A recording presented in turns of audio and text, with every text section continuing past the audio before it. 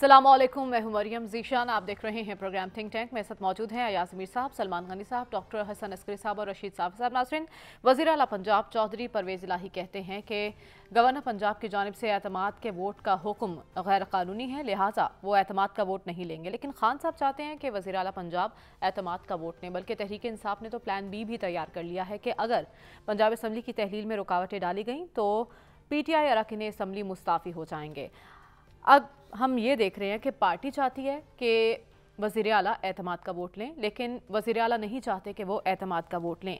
ऐसे में वज़ीर आला पंजाब की जानिब से एक ऐसा बयान सामने आता है जिसमें वो कहते हैं कि PTI ज़िम्मेदाराना बात करे, गैर ज़िम्मेदाराना बयानात ना दें। उन्होंने ये भी कहा है कि 25 मई को अपना हाल याद रखें, आपकी ज़बानें निकली हुई थी और आपको जान के लाले पड़े हुए थे। हमने ये भी ऑब्ज़र्व किया है कि ऐसा पहली बार नहीं हुआ, इससे पहले भी परवेज़ इलाही साहब ऐसे बयानात देते रहे हैं और PTI क़यादत को उन्होंने खूब आड़े हाथों लिया है। अया साहब, सवाल ये पैदा होता है, आप हमेशा से ये मानते हैं कि चौधरी बरादरान ज़ेरिक सियासतदान हैं और दूरअंदेश भी हैं। एक तरफ वो तनकीद करते हैं, दूसरी तरफ वो तारीफ़ें भी करते हैं खान साहब की कि कायदे आज़म के बाद इमरान खान जैसा लीडर आया है पाकिस्तान में, इससे पहले ऐसा कोई लीडर नहीं आया था। बज़ाहिर तो ये एक पेज पर लग रहे हैं, लेकिन कन्फ्यूजन है, क्या वाकई ये एक पेज पर हैं? इत्तेहाद ख़तरे में तो नहीं है? देखिए, आप पंजाब की सियासत डिस्कस कर रही हैं, ये आज हमारा टॉपिक है। लेकिन मुल्क को जो दरपेश मसाइल हैं, क्या ये पंजाब की सियासत के जी चौधरी परवेज़ इलाही क्या कह रहे हैं और ज़मान पाक में बैठे हुए इमरान खान साहब क्या कह रहे हैं? मुझे याद पड़ता है इस जब कामयाब हिकमत अमली के बाद जब रेजीम चेंज हुई थी, उससे पहले हमारे प्रोग्राम में कोई शाम नहीं गुजरती थी कि हमारे प्रधान, और मैं किन किन का नाम लूँ, महंगाई का रोना, 22 करोड़ आवाम पिस गई है। आज आपको पता है कि गंदम की कीमत क्या हो गई है और मार्केट में आटा जो है कहाँ तक पहुँच गया है? 5000 से 5200 तक गंदम बिक रही है। और वो चक्की पिसवाई से पहले का मैं आपको बता रहा हूँ। ये जो चिकन है, ये फार्मी चिकन जो वैसे ही एक बीमारी का सबब है, इसका रेट आपको पता है क्या पहुंच गया है?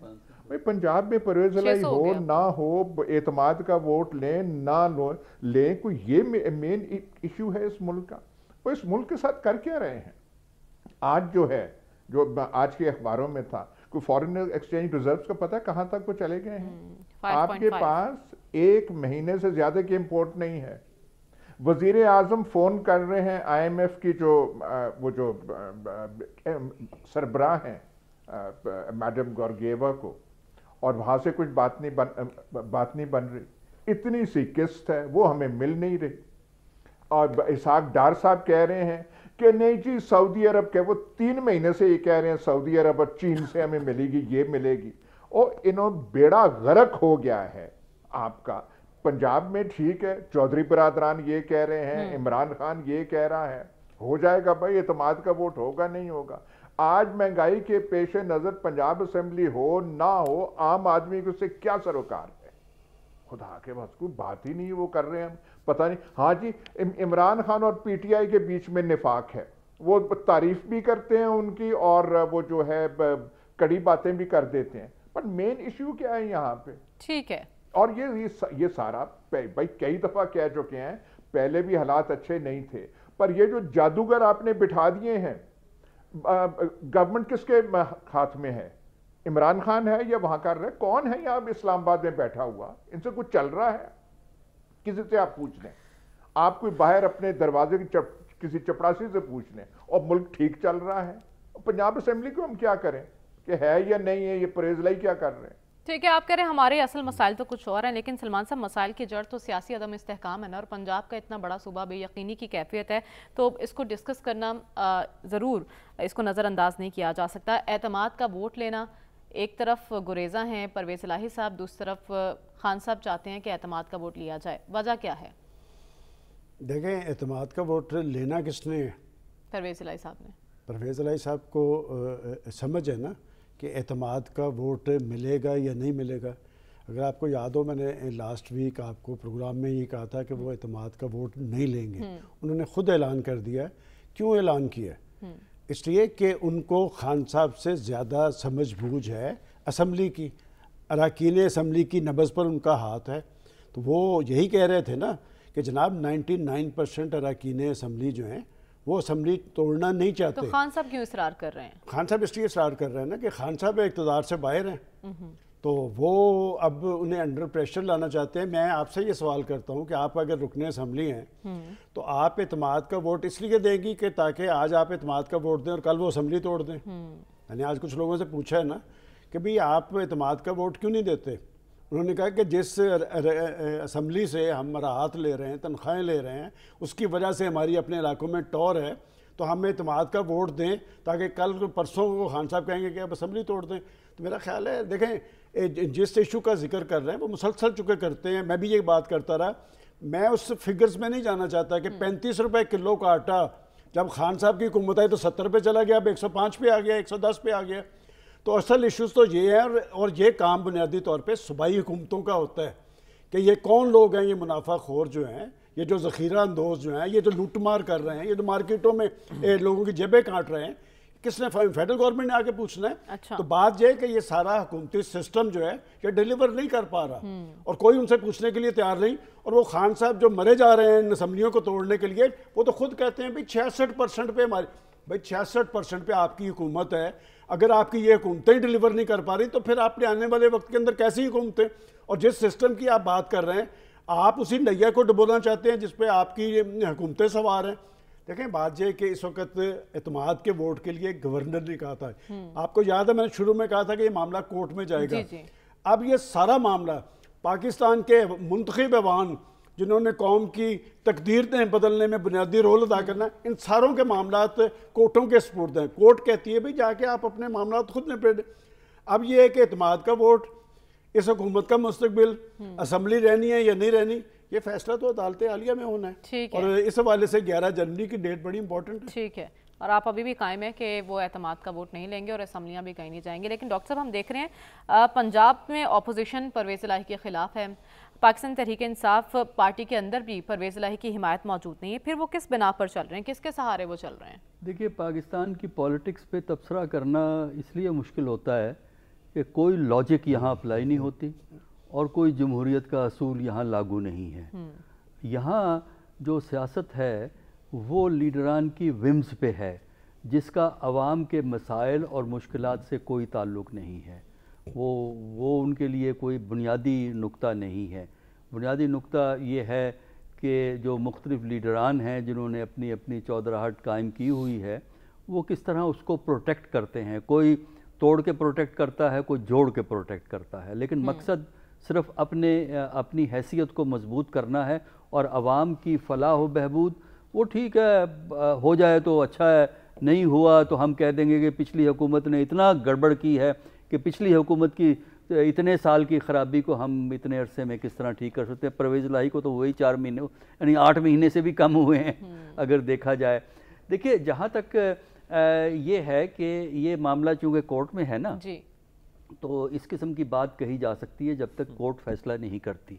जब कोर्ट फैसला कर देगी तो फिर कहीं ना कहीं ये बात भी आ जाएगी कि किया जाएगा नहीं किया जाए। मेरा अपना अंदाज़ा ये है कि चूँकि अभी कुछ पूरी तरह यकीन नहीं है कि वो 186 मौजूद हैं कि नहीं है, तो जब भी अगर वोट ऑफ कॉन्फिडेंस हुआ तो बड़े शॉर्ट नोटिस पे होगा।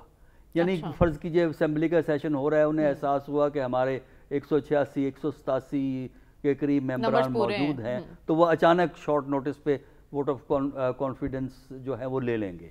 लेकिन अगर ये एतमाद उनको ना हुआ कि रिक्वायर्ड नंबर है तो वो जब तक कोर्ट फैसला नहीं करेगी इस मामले को वो डिले कर सकते हैं, कानूनी तौर पे वो डिले कर सकते हैं। लेकिन जब एक कोर्ट फैसला कर देगी फिर उनको इधर या उधर होना पड़ेगा।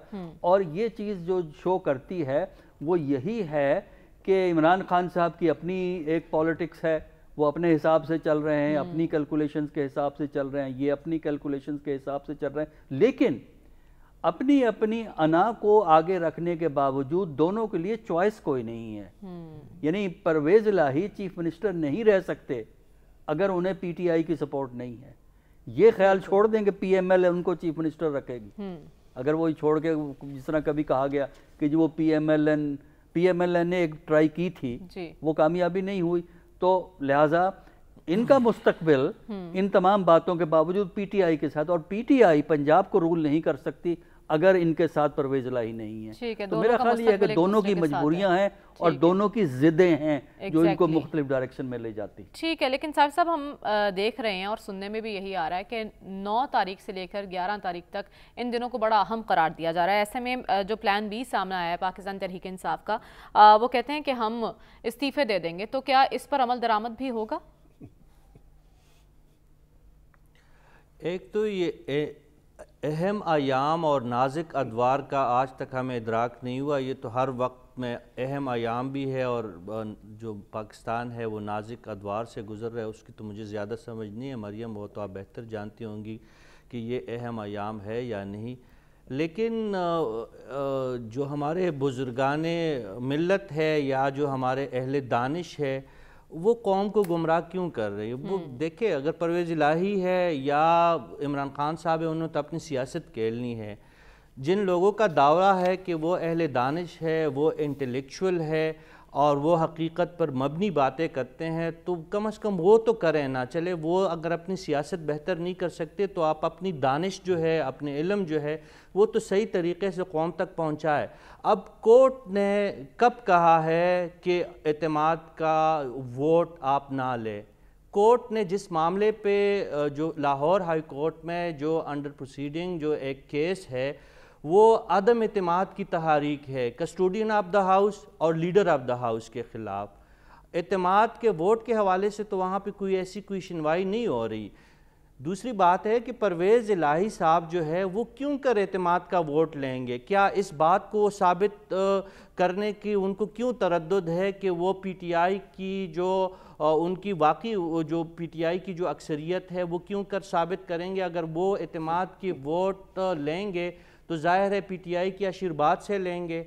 फिर उनको एक और इखलाकी हद को पार करना होगा अगर वो इमरान खान साहब के असम्बली के फौरी तहलील के हुक्म को नहीं मानेंगे। इस वक्त इस बात पे तो हम मुत्तफ़िक है कि परवेज़ इलाही बशमूल 90+ जो मेंबर ऑफ द हाउस है पंजाब असम्बली के, वो असम्बली नहीं तोड़ना चाहते हैं।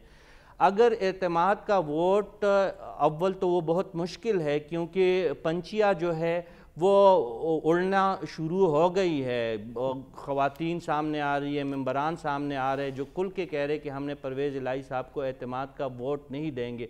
हत्ता कि कुछ मेंबरान ये भी कह रहे हैं कि बेहतर इससे ये होगा कि हम मुस्तफ़ी हो जाए कि हम परवेज़ इलाही साहब को एतमाद का वोट दें। तो इससे तो ये साबित हो रहा है कि गवर्नर साहब ने जो सेंस लिया था और आईन के आर्टिकल के तहत जो हुक्म दिया था या जो उनसे गुजारिश की गई थी लीडर ऑफ द हाउस से कि आप ईवान का एतमाद खो चुके हैं लिहाजा आप एतमाद हासिल करें, तो वो बात बरहक लग रही है।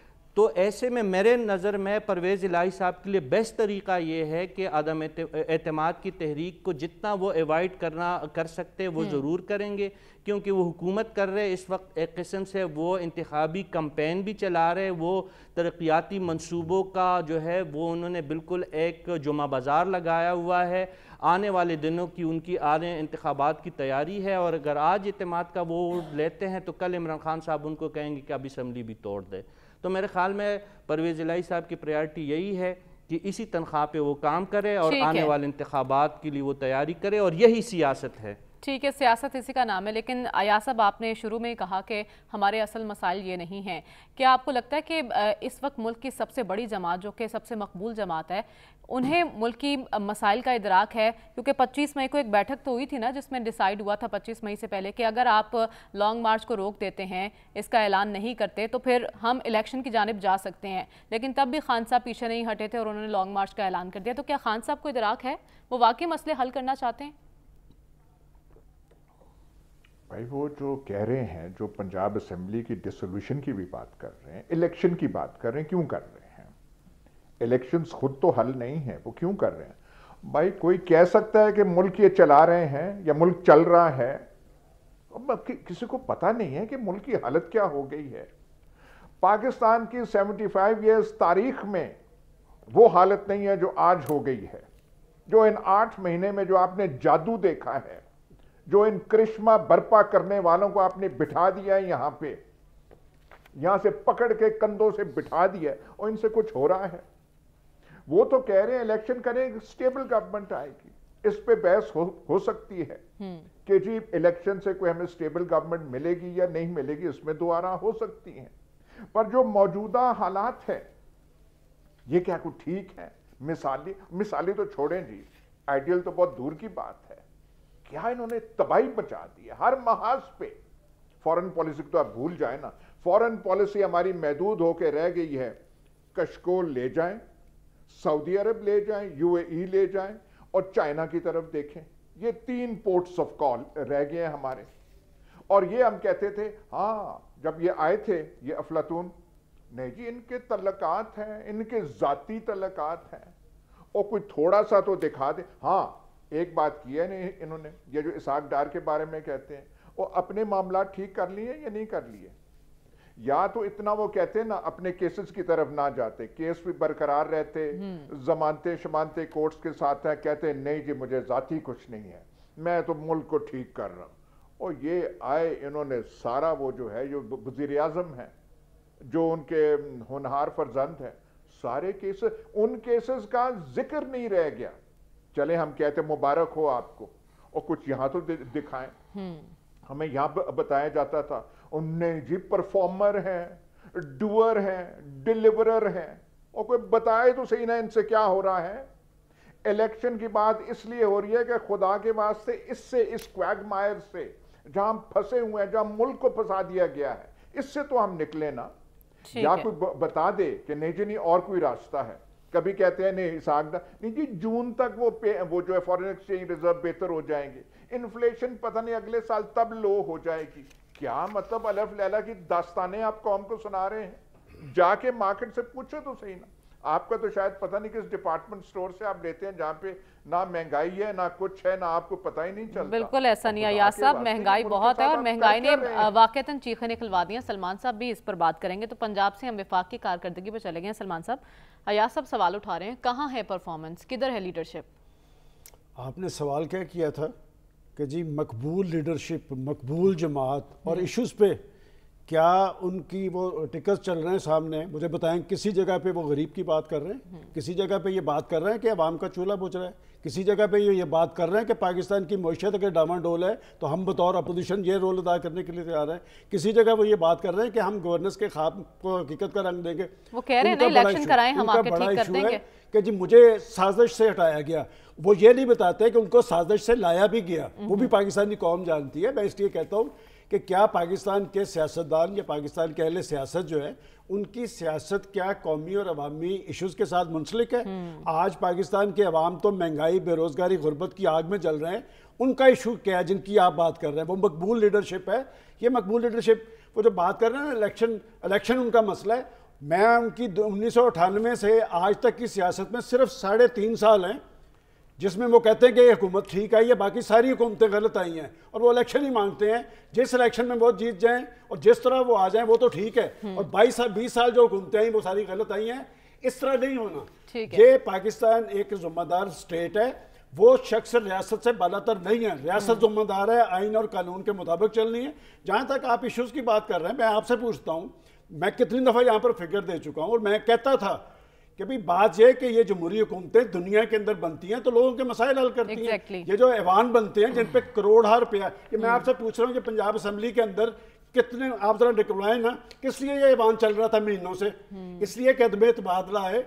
और वो चौधरी परवेज लाई साहब ने कल जो फिक्रा कहा है ना कि आपकी जुबानें बाहर थी, आपको मतलब पता है इसका क्या है? और क्यों नहीं चौधरी परवेज लाई ये सारे मजे ले रहे हैं? उन्होंने कहा कि उस वक्त आपकी हालत क्या थी, जुबानें आपकी बाहर थी, जान के लाले बड़े हुए थे, सारे आप सम्राट समेट रहे हैं। और पाकिस्तान का पहला पॉलिटिशियन है जिसकी ख्वाहिश ये है कि जी ये ऐवान तोड़ दिए जाएं। इससे पहले मैंने कभी ऐसा नहीं देखा। लेकिन बात यह कि अगर आप पाकिस्तान के पॉलिटिशियन हैं और पाकिस्तान के इश्यूज के साथ आपकी सियासत मुंसलिक है, आप रोज देखने को मिलते हैं हर चोर डाकू। आप ये बताएं कि 22 करोड़ आवाम के लिए आपने अपनी हुकूमत में क्या किया? क्या आपके पास इक्तिसादी माहिरीन हैं, वो जो शौकत तरीन और वो जो हफीज शेख बाजी असद उमर को किसने हटाया था? इन्होंने हटाया था। और IMF के पास गिरवी पाकिस्तान को किसने रखा है? इस शख्स ने रखा है। स्टेट बैंक अब तो शौकत तरीन है ना उनके पास, जिस पर उन्होंने सेमिनार भी किया और उसमें उन्होंने कहा हमारा प्लान क्या, हम किस तरह से निकालेंगे लोगों को इस भंवर से। लेकिन डॉक्टर साहब आपसे मेरा सवाल ये है, 22 करोड़ आवाम का मुस्तकबिल इन सियासतदानों के हाथ में बहुत गैर महफूज है। देखिए, बुनियादी जिम्मेदारी तो हुकूमत की होती है, कोई किसी की भी हुकूमत हो, लेकिन अपोजिशन की भी जिम्मेदारी होती है। हम जब बयानात को उठाते हैं, हुकूमत के बयानात, वज़ीर आज़म के बयानात, वहाँ तो घूम फिर के सुई एक पॉइंट पे आके रुक जाती है, इमरान खान। अच्छा, और अवाम के क्या मसाइल हैं सिर्फ ये कह देंगे। प्राइम मिनिस्टर ने हाल ही में ये कह दिया कि महंगाई है, हमें पता है, लेकिन ये सवाल ये है कि इसका हल किसके पास है? अमेरिका के पास है। बिल्कुल, हुकूमत की जिम्मेदारी होती है, इसमें फेडरल हुकूमत भी होती है, प्रोविंशियल हुकूमत भी होती है, दोनों की जिम्मेदारी होती है। जो अवाम के मसाइल हैं उससे हमारी सियासत का कोई ताल्लुक नहीं है। ये जो हमारी इक्तसादियात को बेहतर करने के तरीके हैं उसका भी हमारी सियासत से कोई ताल्लुक नहीं है। इसी तरह अपोजिशन जब बोलने पे इमरान साहब बोलते हैं तो उनकी सुई आजकल फॉर्मर आर्मी चीफ पे अटकी हुई है, घूम फिर के ठक से हमारे चैनल पे वही चल रहा है। अच्छा, घूम फिर के वहीं आ जाते हैं। वो ठीक है कि उनकी एक उनके बारे में राय है, और राय उन्होंने बता दी, लोगों को पता है, लेकिन मेरा ख्याल है अब आगे बढ़ना चाहिए। ठीक है, हमें ये बताएं कि क्या मुतबादिल तरीक़ाकार है। ये हुकूमत तो नाकाम हो गई इक्तिसादी तौर पर। इक्तिसादियात, पाकिस्तान की इक्तिसादियात जो जनवरी 2021-22 में थी, अब जनवरी 2023 में वो उससे ख़राब है। तो हमें तो ये पता है और हुकूमत को भी पता है। वो सच बोलने से घबराते हैं हमारे डार साहब, वो हकीकत उनको पता होनी चाहिए, लेकिन सच नहीं बोलना। तो अब सवाल ये है कि अपोजिशन के पास क्या मुतबादिल तरीक़ाकार है। इलेक्शन ये ठीक है कि अपॉर्चुनिटी प्रोवाइड करते हैं, और वैसे देखिए पार्लिमानी निज़ाम हुकूमत में असम्बलियों का तोड़े जाना और दरम्यान मिड टर्म इलेक्शन कराना कोई गैर मामूली बात नहीं होती। कॉन्स्टिट्यूशन में ये प्रोविजन मौजूद है कि असम्बलियाँ तोड़ी जा सकती हैं, इलेक्शन हो सकते हैं, क्योंकि किसी हुकूमत की टेन्योर फिक्स नहीं होती पार्लियामेंट निज़ाम। ठीक है, आप कह रहे हैं अगर हुकूमत नालायक है, निकम्मी है, तो अपोजिशन के पास क्या प्लान है? वो किस तरह से आवाम को रिलीफ फराम कर सकते हैं अगर वो आ जाते हैं? साफी साहब, आगे बढ़ना कैसे है? किसी के पास रास्ता है, कोई हल है? बढ़ना तो वही है, अगर कोई बढ़ना चाहे कि मुफाहमत, मुज़ाकिरात, एक दूसरे का हाथ ताम के आगे बढ़ना। अगर हम माजी ही में इसी तरह पंसे रहें, और ख़ान साहब जो रोज़ कह रहे हैं, कभी बाजवा साहब का नाम ले रहे हैं, और मुझे तो ये भी गुमान है और ये भी मुझे अंदेशा है बल्कि कि वो आने वाले दिनों में जनरल फैज़ को भी माफ़ नहीं करेंगे। वो ये भी कहेंगे कि मुझे तो आर्मी चीफ़ भी ठीक नहीं मिला था, मुझे ISI चीफ़ भी ठीक नहीं मिला था, और आवाम तो उनको पहले से जो है वो हम तो बिल्कुल ही ठीक उनको नहीं मिले थे। तो मेरे ख़्याल में इनका जो है तरीक़ाकार यही है कि सियासी जमातों ने ख़ुद अपने मसाइल हल करने हैं। अगर इस वक्त भी हम किसी और तरफ देख रहे हैं, हुकूमत की भी मैं बात कर रहा हूँ कि इनका अगर ये ख़्याल है कि सऊदी अरब आएगा, चीन आएगा और जिनीवा में जाके हम कशकोल जो है लेके फिरेंगे, और अब तो हमें ये बताया जा रहा है कि 16 अरब से ज़ायद जो है वहाँ से इमदाद मुतवक्के है। अगर हमने इसी पॉलिसी को रखना है हुकूमती सतह पे, और दूसरी तरफ इमरान खान साहब जो अल्टरनेट की आदत है, जो मुतबादिल है इन हुक्मरानों के, वो उनका भी सिर्फ यही ख्याल है कि माजी में उनके साथ बाजवा साहब ने और बाकी इस्टेब्लिशमेंट ने उनके साथ ज़्यादती की, और लिहाजा दोबारा उनको मसनद इक़्तिदार दिलवाई जाए तो वो सारी चीज़ें ठीक कर लेंगे। तो मेरे ख़्याल में ये तरीका बिल्कुल दुरुस्त नहीं है। ठीक है, सियासतदानों ने मिल के बैठना होगा, और ये जो इमरान खान साहब का स्पेशली जो तरीक़ाकार है कि बुज़दिल और नाकाम और घटिया इंसान का तरीक़ाकार ये होता है कि अपनी गलतियों को तस्लीम करने के बजाय दूसरे के कांतों में डालना, ये सबसे आसान काम है। कायदाना सोच और जुर्रत का मुजाहरा ये है कि आप अपनी गलती तस्लीम करें और आगे का जो है एक सही रास्ते का चुनाव करे और माजी की गलतियों को ना दोहराए। ठीक है, माजी की गलतियों को दोहराने की जरूरत नहीं है, ये सबक सीखना है, लेकिन हमने माजी से एक ही सबक सीखा है कि कुछ नहीं सीखना। खैर, हमें प्रोग्राम में आगे बढ़ना और बात करनी है। मरियम नवाज को 2 ओहदों से नवाज दिया गया पार्टी में। एक तो सीनियर नायब सदर उन्हें बना दिया गया है, साथ में चीफ ऑर्गेनाइजर उन्हें पार्टी का बना दिया गया है। इन 2 ओहदों के बाद क्या अमली तौर पर पार्टी उनके हाथ में आ गई है? और इस मौके पर जबकि गैर मकबूल है हुकूमत और बगैर बयानी के चल रही है, क्या पार्टी को मुनज़्ज़म तरीके से लेकर चलना एक बड़ा चैलेंज है मरियम के लिए? इसी पर बात करेंगे इस ब्रेक के बाद। Stay with us.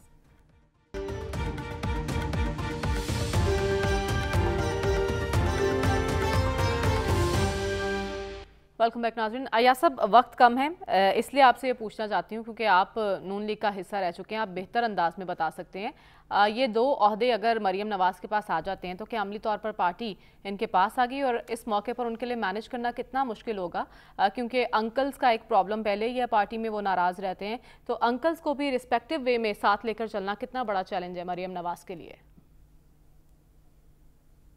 आप उस अजीम रहनुमा की बात कर रही हैं जिसकी बाहर क्या पाकिस्तान में भी कोई जायदादें नहीं हैं। ये तो क्या इसार का मिसाल इन्होंने कायम कर दी है, और यहाँ पे आके ये पार्टी का कंट्रोल वालिद साहब के हाथ में नहीं है। छोटी छोटी बात जो पूछनी हो वो लंदन से नहीं होती। और मिफ्ता इस्माइल ने क्या कहा है कि जिस तरीके से मुझे फाइनेंस मिनिस्ट्री से हटाया, 12 लोग बैठे थे, बुलावा लंदन का हुआ और कहा नहीं हो तुम फाइनेंस मिनिस्टर, और वो जादूगर आ गया लंदन से यहाँ पे किसके अहकामात पे, और जो आते ही जिसने सारा मैशत जो है ठीक कर लिया, और फॉरेन एक्सचेंज रिजर्व अभी तो नहीं हुए लेकिन अगले 15 दिन में पता नहीं कहाँ पहुँच जाएंगे। क्या मजाक है ये। एक बात मैंने वैसे वो पूछना आपसे थी जी, जल्दी मैं पूछता हूँ, मेरा हाफसा कमजोर है। अब वो कौन से वजीर आजम थे जिन्होंने कहा था कि आटे की कीमत बढ़ी तो मैं अपने कपड़े बेच दूंगा? जी जी, वो यही मौजूदा वजीर आजम जाएगी आटे की कीमत के वो अपने वो कपड़े कब वो बेचेंगे? शायद उससे अफाका आ जाए। अय्याज साहब, आप कीमत लगाएं, 5,000 तो पहुंच गई है ना, ऑफर करेंगे तो ठीक है। लेकिन मेरे सवाल का जवाब नहीं दिया। वो जो अंकल्स नाराज हो जाते हैं, अय्याज साहब मैं दोबारा आऊंगी आपके पास, लेकिन सलमान साहब, इन ओहदों के बाद ये इल्जामात भी लग रहे हैं, एक तो मौरूसी सियासत वाला इल्ज़ाम और अहम ओहदे अपनों के लिए, तो कितना गैर जानिबदाराना फैसला है ये पार्टी कायद का? देखिए, मेरा ख्याल मुनासिब तो यही था कि यहाँ साहब इसका जवाब देते हैं, लेकिन वो जो रूसी सियासत की बात करते हैं, मैं हमेशा उसके ख़िलाफ़ रहा हूँ। लेकिन मरियम नवाज़ की हद तक मैं ये बात ज़रूर कह सकता हूँ कि वो ऊपर से नहीं आई। और नून लीग की अगर तारीख़ उठा के देखें ना, कि जब मुश्किल हालात आते हैं, जब मुसीबत पड़ती है, मुकदमात का दौर होता है, सौबतें होती हैं, तो इस पार्टी के अंदर से ख़वातीन निकलती हैं। इससे पहले कुलसूम नवाज़ निकली थी, मुशर्रफ को चैलेंज किया था। और इमरान खान साहब जब हमारे फाजिल दोस्त इनके हीरो आए थे, तो उस वक्त सब याद है कौन कौन कहा करता था टीवी पे बैठ के 100 दिन ना बोलें जी इनके खिलाफ, फिर कहा 6 महीने ना बोलें, क्योंकि ये एक हीरो हम ला के आए हैं, एक नमूना पाकिस्तान के अंदर। सबसे पहले ये खातून निकली थी, और वो ऊपर से नहीं, उसने जेलें भी बर्दाश्त की हैं। उसके बाद उसने चैलेंज किया है, मुझे याद है कि वो जिन शहरों में गई है उसने लोगों की आवाज़ बन के दिखाया है। पार्टीज़ के अंदर ऐसे ही लोग होंगे। अलबत्ता ये बात ज़रूर कही जा सके, आपने अंकल्स की बात की है तो मुझे बेनज़ीर भुट्टो साहबा याद आ गई। बात यह कि आपके अंदर अगर पोटेंशियल मौजूद है ना, फिर आपको कोई रोक नहीं सकता। और ख़ास तौर पे इस खातून की स्ट्रगल की वजह से इसको पाकिस्तान मुस्लिम लीग नून के कारकुनों में पजीर आई है, और दीगर पार्टीज़ में भी देख ले। PDM बना है तो सब लोग कह रहे थे कि मरियम नवाज़ वहाँ पर मौजूद होनी चाहिए। और आखिरी बात इसमें यह है कि मैं उस वक्त भी याद आपको क्या करता था कि पार्लिमानी महाज जो है वो शहबाज शरीफ साहब के पास है, और सियासी महाज मरियम नवाज साहब के पास है। काम तकसीम है। अब भी हुकूमती महाज शहबाज शरीफ साहब के पास है। बहरहाल उसमें इतना पोटेंशियल है कि वो चकवाल भी जाएंगी, खुशाब जाएंगी, उकाड़ा जाएंगी, या पख्तूनख्वा के अंदर जाएंगी, लोग निकलेंगे उसके साथ। ठीक है, लेकिन ऐसी खबरें भी तो है ना कि नून लीग के अंदर 2 ग्रुप्स बने हुए हैं, यानी पार्टी के अंदर से भी मुखालिफत का सामना हो सकता है मरियम नवाज को। तो इन हालात में कितना बड़ा चैलेंज है उनके लिए पार्टी को मुनज़्ज़म रखना, इस पर बात करेंगे इस ब्रेक के बाद। Stay with us.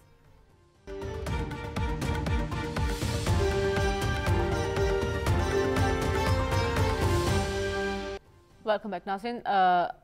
डॉक्टर साहब, मरियम नवाज ने तमाम पार्टी अहदेदारान से उनकी कारकर्दगी रिपोर्ट मांग ली है। जो जिस अहदे पर उसने जो काम किया है ला कर दिखाएं। तो ऐसे में पार्टी मुखालिफत का भी सामना हो सकता है। कितना बड़ा चैलेंज होगा उनके लिए पार्टी को मुनज़्ज़म रखना, इंतशार से बचाना? देखिए, नवाज शरीफ साहब की एक देरीना ख्वाहिश है कि पार्टी की क़यादत मरियम के पास जाए, और ये जो फ़ैसला है ये उस डायरेक्शन में एक वाज़ेह कदम है। अच्छा, जब तक नवाज शरीफ साहब का कंट्रोल मौजूद है, मेरा ख्याल ये है कि मरियम का कोई डायरेक्ट चैलेंज नहीं आएगा, क्योंकि प्रोटेक्शन नवाज शरीफ साहब की मौजूद है। ठीक है। अगर किसी वजह से ये प्रोटेक्शन कमज़ोर हो जाती है या नहीं होती, उस वक्त जो है, जो चैलेंज इस वक्त ज़ेरे ज़मीन हैं, जो शिकायत हैं, जो कुछ बातें लोग साइड लाइन्स पे आगे करते हैं, हिम्मत नहीं है कि वो करें, क्योंकि उनको असल गालबन मरियम से इतने नहीं डरते जितने के नवाज शरीफ साहब का उनका एक लंबा कैरियर है, तो उसकी वजह से उनका एक पार्टी में मुकाम है, तो उसकी वजह से ये अम्ब्रेला जब तक मौजूद है मरियम के लिए एक रास्ता हमवार हो जाएगा। लेकिन देखिए, ये जो बात है ना कि हुकूमत एक के पास है और पार्टी दूसरे के पास है, ये ज़्यादा देर चल नहीं सकेगा। अल्टीमेटली ये दोनों ओहदे इकट्ठे करने पड़ेंगे। अच्छा। चाहे वो मरियम के हवाले से हो या अगर पार्टी लीडरशिप स्लिप करती है किसी और के पास हो, तो मेरा नहीं ख्याल ये हो सकेगा।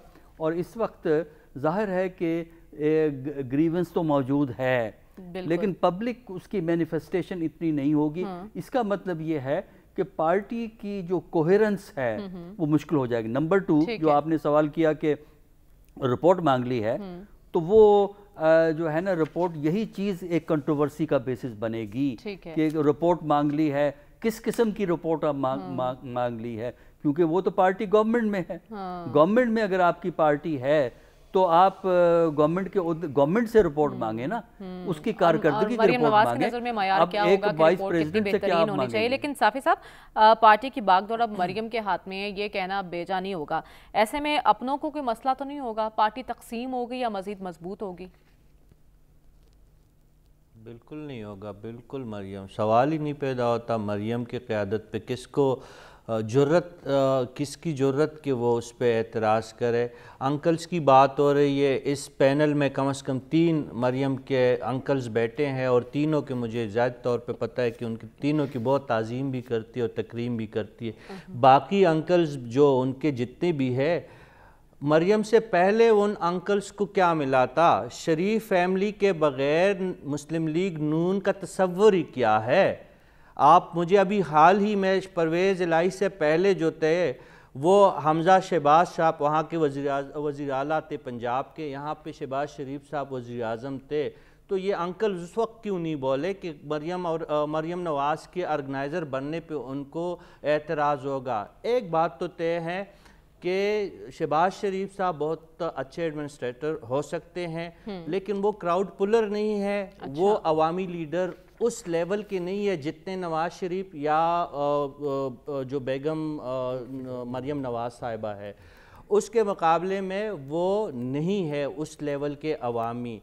ये बात उनके मुखालिफिन भी मानते हैं कि मरियम नवाज़ जो है वो क्राउड पुलर है, वो अवामी नफ्स को जानती है। और ऐसे में जब उनके वालिद मोहतरम केसेस के दबाव के नीचे हैं, उनके कानूनी मसले मसाइल चल रहे हैं, तो अगर मरियम नवाज आज भी जनीवा से फ़्लाइट लेके इस्लामाबाद पहुंचेगी तो उसको कोई मसला नहीं होगा। वो पार्टी को ऑर्गेनाइज कर सकती है, वो पार्टी को चला सकती है। ये तो आने वाला वक्त ही बताएगा ना। देखते हैं आने वाले वक्त में मरियम पार्टी को कहां से कहां लेकर जाती है। आज के प्रोग्राम से इजाज़त दीजिए, आपसे इंशाल्लाह कल मुलाकात होगी। अल्लाह हाफ़िज़।